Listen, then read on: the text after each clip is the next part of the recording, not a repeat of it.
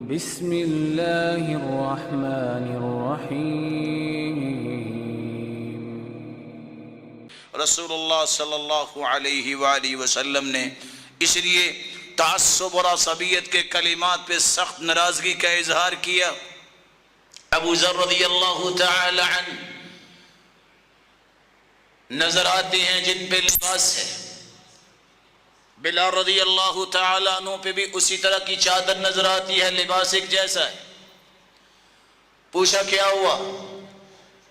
کہتے ہیں میں ایک دن بلال کو صرف یہ کہہ بیٹھا،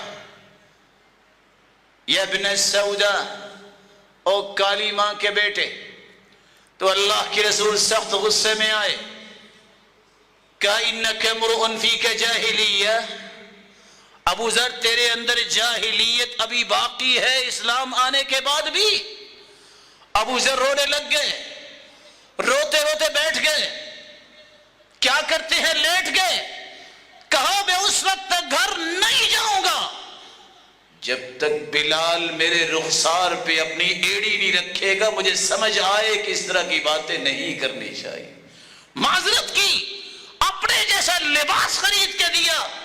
رسول اللہ صلی اللہ علیہ وآلہ وسلم سخت ناراض ہوئے، بلکہ جب مومنوں کی ماں کے بارے میں صفیہ اور رضی اللہ تعالی عنہ کے بارے میں صرف اتنے لفظ بولے گئے کہ اس کا قد تو بہت چھوٹا ہے، آپ صلی اللہ علیہ وسلم نے فرمایا لو مزجت بماء البحر لمزجته، یہ کلمہ اتنا برا ہے، اتنا کڑوا ہے، اگر سمندر میں ڈال دیا جائے تو پورا سمندر کڑوا ہو جائے۔